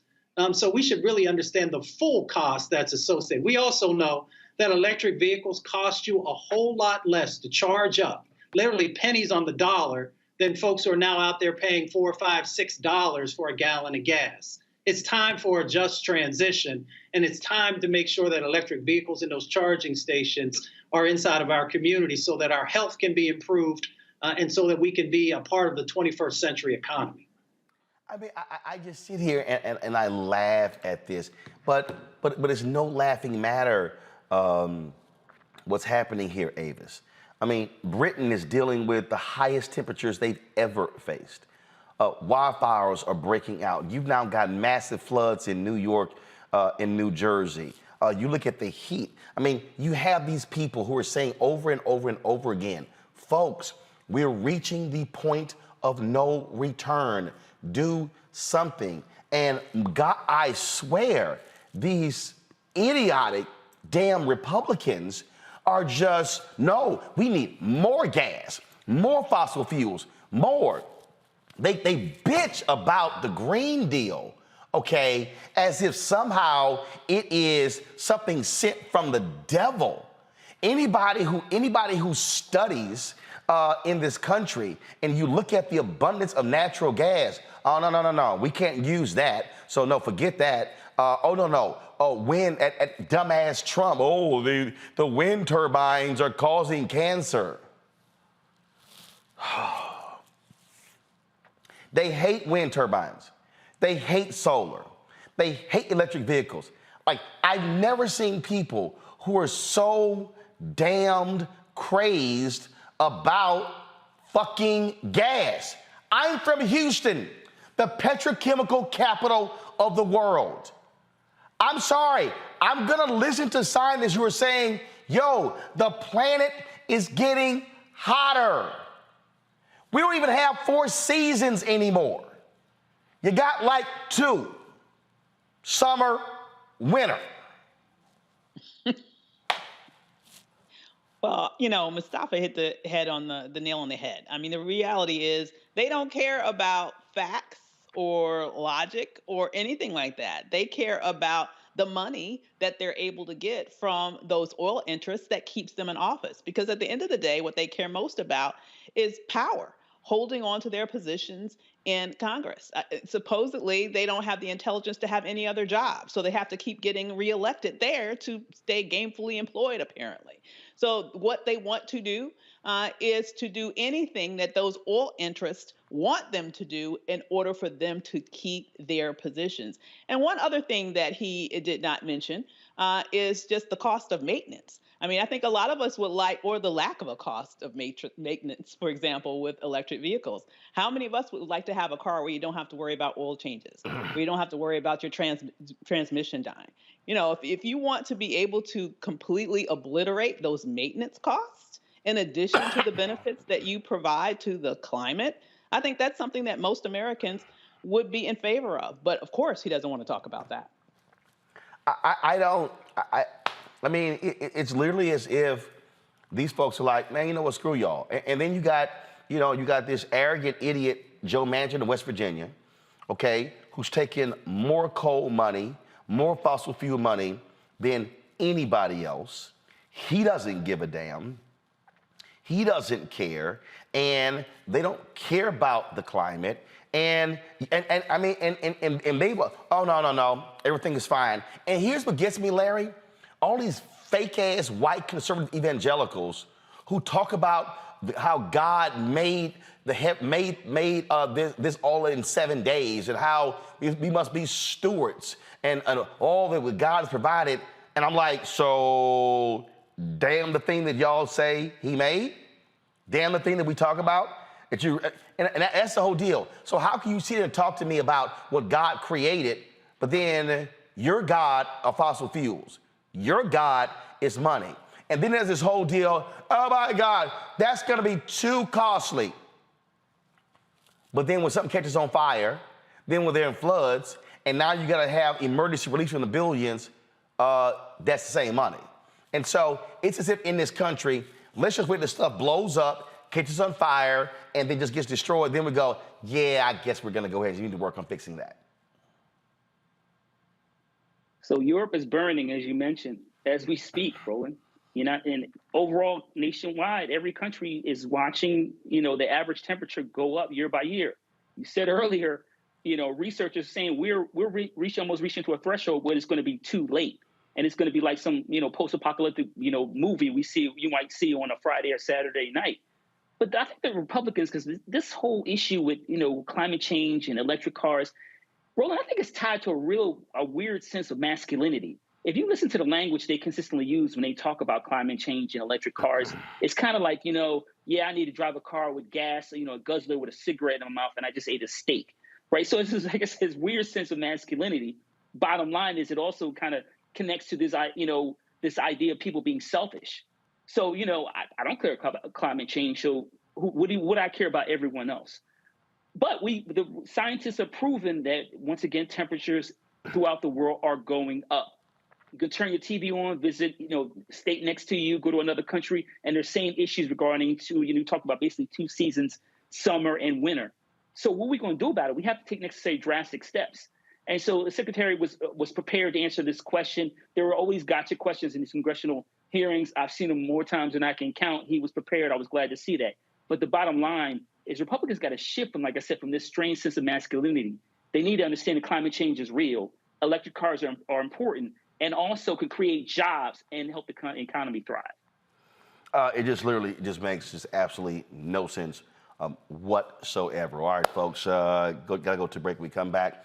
Our marketplace segment, we'll talk about sustainability and hygiene with a black-owned company called Good Conscience. That's next on Roland Martin Unfiltered on the Black Star Network.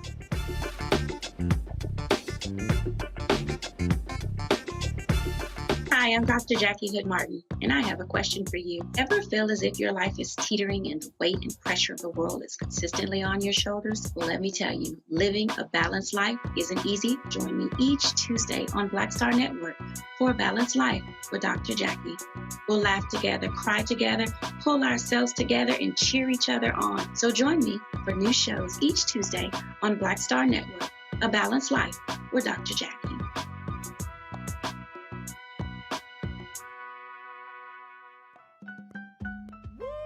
We're all impacted by the culture, whether we know it or not. From politics to music and entertainment, it's a huge part of our lives, and we're going to talk about it every day right here on The Culture with me, Faraji Muhammad, only on the Black Star Network. Next on The Black Table with me, Greg Carr, we connect the dots and reveal a big picture you absolutely need to see. We'll explore how all the recent Supreme Court decisions fit together, like hand in glove, with the long-standing and very patient agenda of the GOP. As one of our guests tells us, conservatives are playing chess, while the rest of us are playing checkers. And we're getting really close to checkmate. A Black Table you won't want to miss. That's next, only on the Black Star Network. Sexy to me is the exact same feeling as running water, ever flowing. Water always finds a way to get through. And so when you know that you're sexy, there are no questions about it. It is an ever-flowing emotion. It is an ever-flowing feeling. When you question it, though, you stop the water. I struggle with this a lot, mainly because I've been told what sexy should look like, what it should feel like. As a model who did Sports Illustrated, you're told that this is what sells sexy, but then you travel the world and what's sexy to one person is not sexy to another person. I'm more of a mindfuck kind of person. How can you stimulate the brain? To me, that's sexy.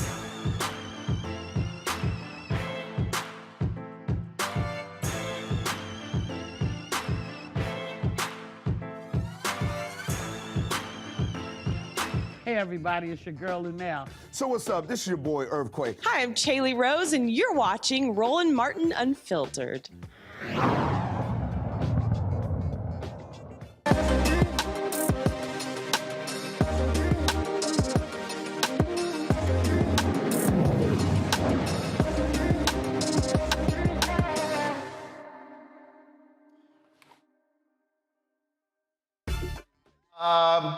The Good Conscience Company, folks, they have an essential line of naturally clean and sensorial body care products for the body.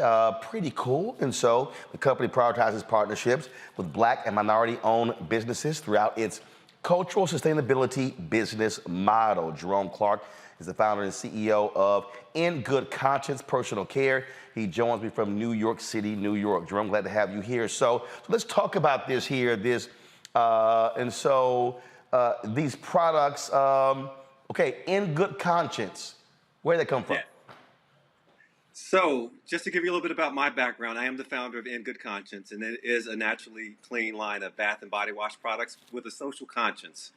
And as you were mentioning, Roland, what we've done with the everyday self-care routine of taking a shower or taking a bath is we've integrated a social impact through the use and the purchase of our products.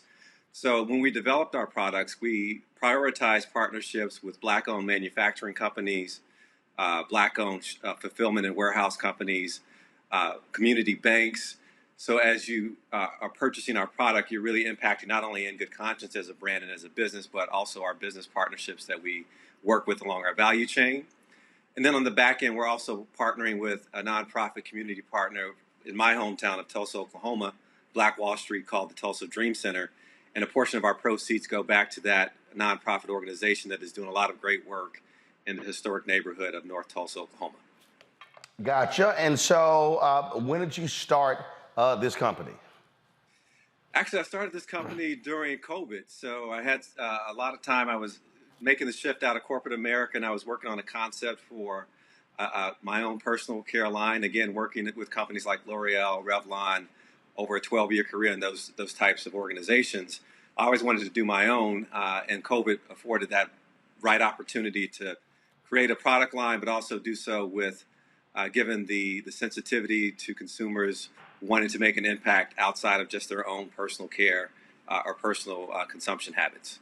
All right, so I'm looking at the peppermint sage with hydrating babasu oil. This is the body wash. Yeah. So, and so it says it's free of sulfates and a whole bunch of other stuff. So explain that. So for those of people who don't, like just what's natural. So explain that. I'm sure Mustafa, Mr. Environmentalist over there, I'm sure he know. I bet his whole house is full of natural, sustainable stuff. Right. So I can definitely explain that. So from a product side, we're in what we call the natural, clean product care space. So that would consist of products that are natural, highly natural, and/or clean, which is free of what are considered no ingredients or ingredients that could be perceived as detrimental. Some of those ingredients, or some of the consumers in this space, prefer not to use products with sulfates, parabens, phthalates. One of the other key features that we bring to the table with our products is that we don't use any synthetic fragrances either. So as a result of using what we call a naturally clean formulation, what we're able to do is give a very authentic and transparent product to the consumer. That means that you know exactly the ingredients that are included, including the fragrance, and you know exactly what those ingredients bring to the table in terms of the performance that you get through your daily body wash routine. All right. Questions from our panel. So I'll go ahead and start with Mr. Clean Environment, Mustafa. Well, thank you, brother, so much for creating this. And thank you for also not putting formaldehyde, which some folks don't realize is often in a number of products that are out there. I'm curious, because it is business. So how are you able to compete with those who will put, junk into products and be able to have that superior product that you do? So that's a very, very good question, I think, because, the natural ingredients are definitely more expensive, natural fragrances, and plus we give back through our partnerships. So you will find us that we're a bit probably higher than some of your typical products like Dove or Dial or the bar soap segment. Our products are priced at $12.95, and we sell our products on our direct-to-consumer website, which allows us to take some free reign in terms of our margins, in terms of how we make a profit in that regard as well. So it's really having that direct-to-consumer model, really being able to leverage that to really keep the competitiveness of the brand. And as we scale, we'll look to go into other retailers that are also offering similar products like Whole Foods or Ulta, where they have a category of products that are also playing in the same territory in terms of the natural ingredients and the clean formulations. But however, what we'll bring to that table is the socially conscious mission with how we're contributing and giving back to community. Avis? I love this because it just seems to be a win-win-win, as you mentioned in your final point about the social good aspect of your company. I also love the fact that this is something that is healthy for us. I think so often we forget that a lot of the stuff that we buy over the counter, put on our bodies, put on our face every day, are filled with, honestly, carcinogenics. It's killing us, in other words. What could you share about how your product is literally a safer product for us to use, especially something that we do every day? We want to make sure that we are not only clean, but healthy. I don't Sure. wash their ass every day. Let's just, but I hear you, but let's just go ahead. I'm sorry, go ahead.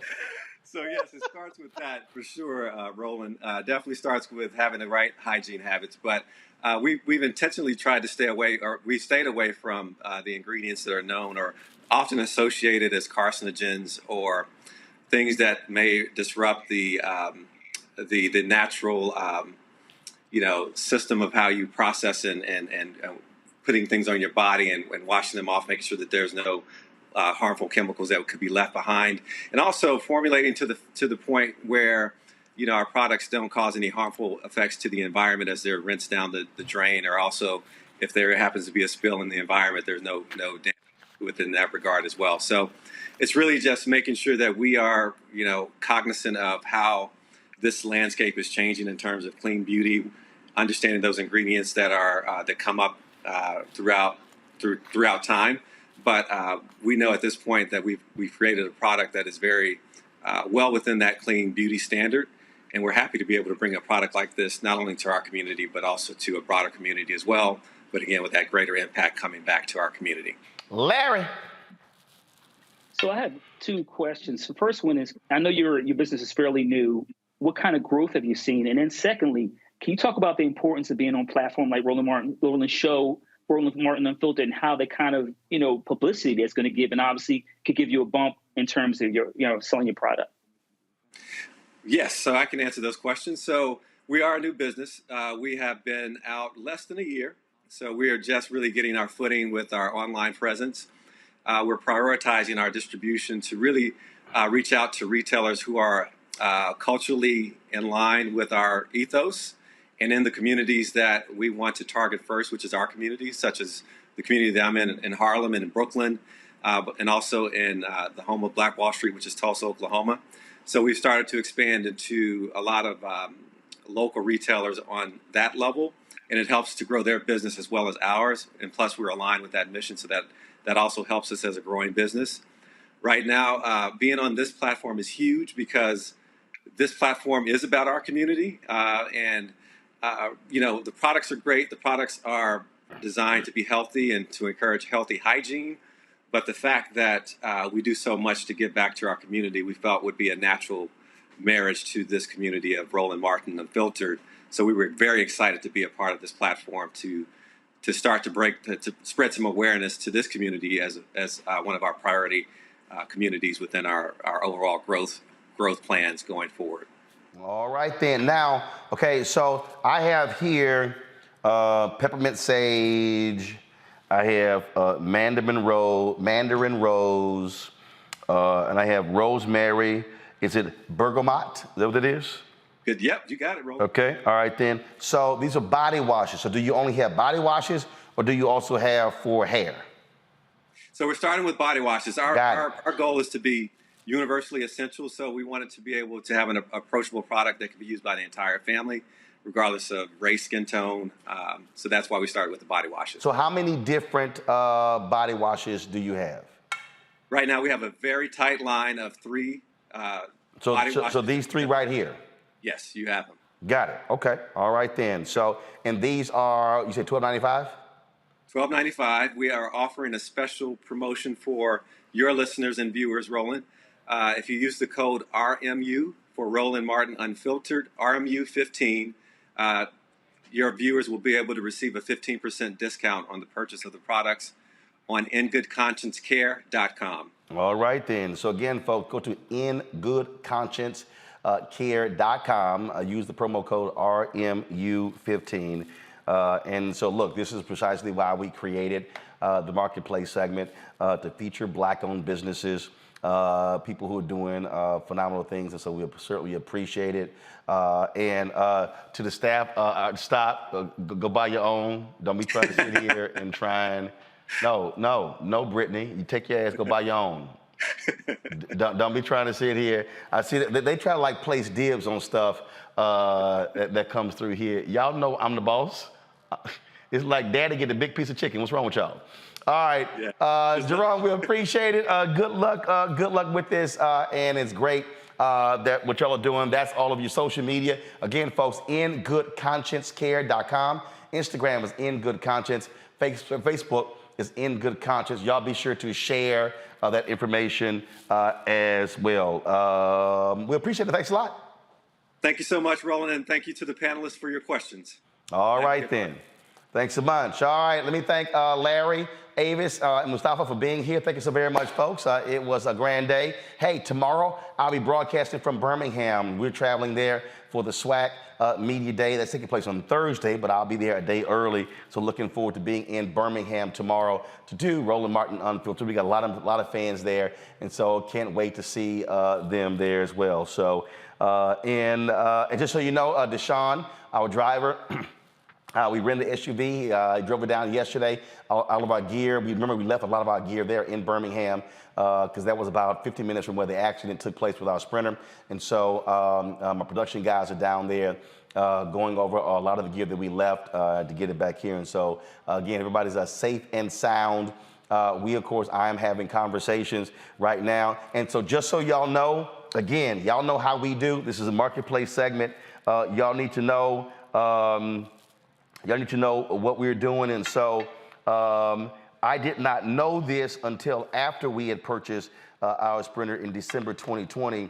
But a homegirl of mine, Windsor Barbie, I knew Windsor in Dallas, and she actually is the only black upfitter company and the only female upfitter company in the country, and so. The new Sprinter that we are actually having designed and built is going to be with the only black-owned upfitter company in the country. See, I told y'all, this is why I don't care about our haters. What we try to do here is spend our resources that you provide us with African-American businesses, because we believe in practicing circulating the dollar. That's what we do. And so she and I were talking last year, and she said, Roland, you didn't know I had a company? I was like, no, Windsor. Out of all the conversations we had, you never kind of mentioned that. And so we were actually having a conversation about some different stuff. And of course, the accident took place. And so I have been in conversations with her. She works closely with Mercedes-Benz. And so just y'all need to understand, when you are giving, a lot of y'all have been contributing for us for our new Sprinter, which we use for our live productions. We are purchasing that. We are building that and purchasing it from the nation's only black-owned upfitter and the only women-owned upfitter in the country, and that's my girl, Windsor Barbie. And so again, that's why your support is critical. And so y'all understand, when you are assisting us with these type of segments and we're helping black businesses, that's what we're doing, and that's exactly what's happening right here. And so we can't wait by mid-September or late September to be in possession of our new Sprinter, and we'll let y'all know exactly how it is going. Don't forget to support us in what we do, folks. I told y'all what's happening with Facebook. I already sent them an email like, yo, what the hell's going on? But our goal is this here, y'all. Our goal is not to be on Facebook, YouTube, Twitch, Instagram, LinkedIn, TikTok, all platforms. We would rather drive everybody over to our platform. That way, we're driving all of the viewership right there. And so please download. We haven't even hit 50,000 downloads. I really want us to get 100,000 by the end of this year. So I need you to share, tell everybody about this here. And so again, Apple phone, Android phone, Apple TV, Android TV, Roku, Amazon Fire TV, Xbox One, Samsung Smart TV, and of course, if you want to contribute to our Bring the Funk fan club, hey, our goal is very simple. We want 20,000 of our fans contributing on average $50 a year. That's $4.19 a month, 13 cents a day. Nobody else is doing what we're doing. It's a whole bunch of people out here running their miles, calling themselves new black media. All they're doing is trashing other people. Nobody's delivering the kind of content that we're doing, but you're just not getting just this 2-hour show. You're getting Faraji Muhammad's 2-hour show. You're getting Greg Carr's weekly show, Deborah Owens' weekly show, Jackie Hood Martin's weekly show, Stephanie Humphrey's weekly show. You're getting our bi-weekly Rollin' with Rollin'. We're gonna be featuring Damaris Lewis, dancer and actress that debuts tomorrow. She was, of course, longtime dancer with Prince. She's a phenomenal conversation that we had with her. And so you're getting all of that.